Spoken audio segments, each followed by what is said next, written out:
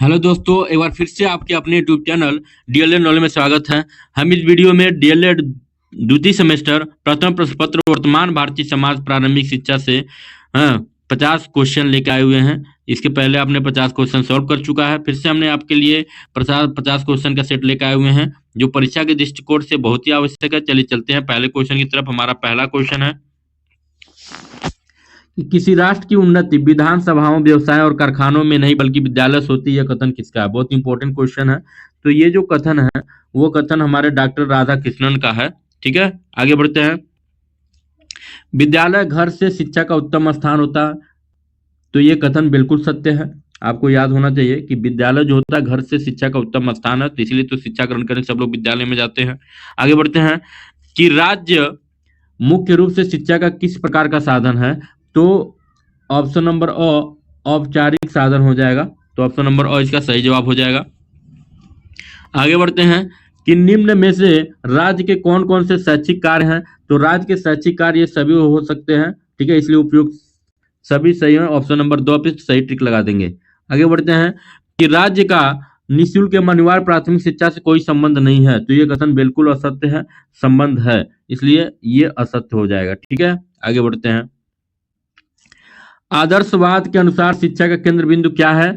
तो शिक्षक है। आदर्शवाद के अनुसार शिक्षा का केंद्र बिंदु जो है वह शिक्षक है, इसलिए ऑप्शन नंबर अ सही हो जाएगा। आगे बढ़ते हैं कि निम्न में से कौन सा आदर्शवादी नहीं है?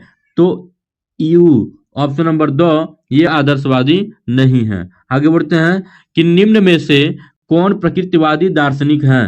तो ऑप्शन नंबर 2 हो जाएगा स्पेंसर। ये जो है प्रकृतिवादी दार्शनिक हैं। आगे बढ़ते हैं कि प्रकृतिवाद किस प्रकार के अनुशासन की बात करता है? तो ऑप्शन नंबर ब मुक्त्यात्मक अनुशासन की बात करता है। आगे बढ़ते हैं, विद्यालय को समाज का लघु रूप मानते हैं। तो ऑप्शन नंबर 100 प्रयोजनवादी। ठीक है, आगे बढ़ते हैं कि विवेकानंद ने जन शिक्षा के लिए संस्था स्थापित की। तो ऑप्शन नंबर ब रामकृष्ण मिशन। ठीक है, स्थापना संस्था का स्थापना की। आगे बढ़ते हैं कि टैगोर जी द्वारा रचित पुस्तक कौन सी थी इसमें? तो ऑप्शन नंबर ब गीतांजलि हो पुस्तक थी। तो ऑप्शन नंबर ब सही हो जाएगा। आगे बढ़ते हैं, गांधी जी द्वारा प्रस्तावित शिक्षा कहलाती थी क्या कहलाती थी? तो बुनियादी शिक्षा कहलाती थी, इसलिए ऑप्शन नंबर ब सही हो जाएगा इसमें।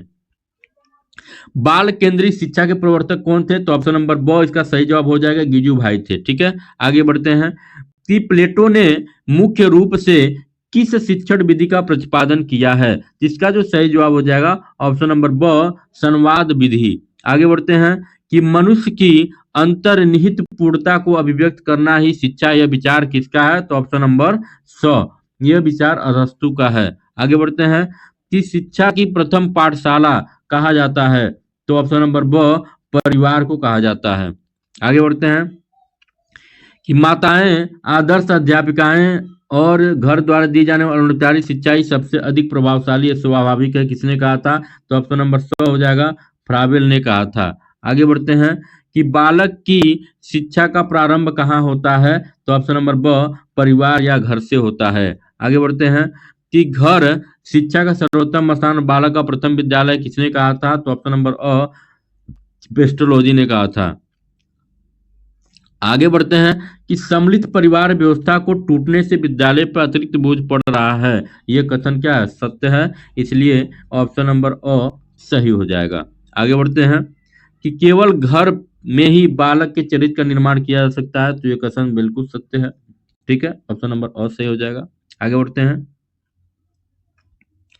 अगला जो क्वेश्चन है हमारा, अगला जो क्वेश्चन हो जाएगा कि शिक्षा के साधन के रूप में घर का क्या कार्य है? तो बालक का भावात्मक विकास करना ये कार्य होता है, इसलिए ऑप्शन नंबर और सही हो जाएगा। आगे बढ़ते हैं, परिवार समूह प्रथम मानव पाठशाला है। प्रत्येक व्यक्ति की अनौपचारिक शिक्षा समान रूप से परिवार में ही प्रारंभ होती। बालक का बहुत महत्वपूर्ण समय परिवार में ही बीतता है। यह कथन किसका? तो ऑप्शन नंबर 100 बो गाइस का है ये कथन। आगे बढ़ते हैं, अच्छे घर या परिवार में आवश्यक गुण क्या होना चाहिए? तो जिसका वातावरण सुखद एवं प्रेम पूर्ण हो। ऑप्शन नंबर अ सही हो जाएगा। आगे बढ़ते हैं कि देश में सैनिक शिक्षा की व्यवस्था करना राज्य का परम कर्तव्य है। तो ऑप्शन नंबर अ हो जाएगा सत्य इसमें। ठीक है। प्लेटो ने अपना ग्रंथ रिपब्लिक में दार्शनिक शासन की कल्पना की है, तो यह कथन बिल्कुल सत्य है, इसलिए ऑप्शन नंबर अ सही हो जाएगा। आगे बढ़ते हैं कि निम्न में से कौन सी रचना रूसो की नहीं है, तो दी लॉज जो है ये रूसो की नहीं है, इसलिए ऑप्शन नंबर अ हो जाएगा। आगे बढ़ते हैं कि रूसो के अनुसार शिक्षा का स्वरूप कैसा होना चाहिए, तो रूसो के अनुसार शिक्षा का स्वरूप प्रकृतिवादी होना चाहिए, ऑप्शन नंबर ब इसमें सही है। आगे बढ़ते हैं कि डूबी के अनुसार शिक्षक है, तो डूबी के अनुसार शिक्षक जो है वो ऑप्शन नंबर ब एक सामाजिक मनोवैज्ञानिक आवश्यकता है। ठीक है। आगे बढ़ते हैं निम्नलिखित में से कौन सी ड्यूबी की रचना नहीं है, तो ऑप्शन नंबर अ हो जाएगा सही जवाब इसका, द सोशल कॉन्ट्रैक्ट। आगे बढ़ते हैं कि फ्राबिल के अनुसार कौन सा खेल अनुपयोगी है, कौन सा खेल अनुपयोगी है, तो पहाड़ों का प्रयोग करना ये अनुपयोगी, इसलिए ऑप्शन नंबर 2 सही हो जाएगा। आगे बढ़ते हैं किंडर गार्डन से क्या अभिप्राय है, तो बाल उद्यान, हमेशा याद रखिएगा, बार बार क्वेश्चन रिपीट होता है, इंपोर्टेंट क्वेश्चन है। ठीक है। आगे बढ़ते हैं कि मांटेसरी शिक्षण प्रक्रिया में बाल घर से तात्पर्य क्या है, तो विद्यालय, ऑप्शन नंबर अ सही हो जाएगा। आगे बढ़ते हैं कि मांटेसरी ने मुख्य रूप से किन बच्चों की शिक्षा पर ध्यान दिया, तो ऑप्शन नंबर ब मानसिक रूप से मंद बालक पर ध्यान दिया। आगे बढ़ते हैं समाज की सबसे छोटी इकाई है, तो समाज की सबसे छोटी इकाई क्या है, तो व्यक्ति है, ऑप्शन नंबर 2 हो जाएगा। आगे बढ़ते हैं कि घर ही बालक की शिक्षा के लिए सर्वोत्तम स्थान है, तो ऑप्शन नंबर अ सत्य हो जाएगा इसमें। आगे बढ़ते हैं जन संचार के साधनों को मुख्यतः कितने भागों में बांटा जा सकता है, तो ऑप्शन नंबर स 3 भागों में बांटा जा सकता है। आगे बढ़ते हैं कि कोठारी आयोग का गठन कब किया गया, तो कोठारी आयोग का गठन ऑप्शन नंबर ब सन 1964 में किया गया था, याद रखिएगा। आगे बढ़ते हैं कि राष्ट्रीय बाल श्रम नीति कब घोषित की गई, तो ये घोषित की गई थी 1987 में, ऑप्शन नंबर 100। आगे बढ़ते हैं पारिस्थितिकी असंतुलन का एक महत्वपूर्ण गति कारक है, तो ऑप्शन नंबर ब तीव्र जनसंख्या वृद्धि हो जाएगा इसका सही जवाब। आगे बढ़ते हैं कि जनसंख्या वृद्धि पर नियंत्रण का उपाय क्या है, तो ऑप्शन नंबर 100 शिक्षा, शिक्षित लोग रहेंगे तभी हो पाएगा। आगे बढ़ते हैं जातिवाद का उद्गम स्रोत है, तो जातिवाद का उद्गम स्रोत है बी जाति ही हो जाएगा और सही जवाब। आगे बढ़ते हैं कि सांप्रदायिकता उन्मूलन के लिए प्रमुख भूमिका अदा कर सकता है, तो ऑप्शन नंबर सही जवाब हो जाएगा शिक्षा। आगे बढ़ते हैं कि निम्न में कौन सा भौतिक प्रदूषण नहीं है, जिसका जो सही जवाब हो जाएगा वह सामाजिक प्रदूषण हो जाएगा, ऑप्शन नंबर अ। आगे बढ़ते हैं पारिवारिक शिक्षा के कौन कौन से सिद्धांत हैं, तो पारिवारिक शिक्षा के ये सभी सिद्धांत हो जाएंगे, ऑप्शन नंबर 2 इसके सही जवाब हो जाएंगे। आगे बढ़ते हैं कि विद्यालय घर और बाह्य जीवन को जोड़ने वाली कड़ी है, तो ये कथन बिल्कुल सत्य है, इसलिए ऑप्शन नंबर अ सही हो जाएगा। आगे बढ़ते हैं कि गुरुदेव के नाम से कौन विख्यात हुए, तो गुरुदेव के नाम से रविन्द्रनाथ टैगोर विख्यात हुए, ऑप्शन नंबर अ सही हो जाएगा।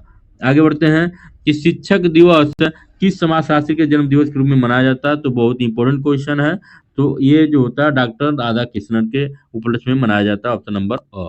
आगे बढ़ते हैं कि गिजू भाई का जन्म कौन से स्थान पर हुआ था, तो बार बार क्वेश्चन आता है, तो ऑप्शन नंबर अ महाराष्ट्र के चित्तल में हुआ था। ठीक है। तो आज के वीडियो यहीं पे समाप्त होता है, मिलते हैं अगले वीडियो में, तब तक के लिए नमस्कार, जय हिंद।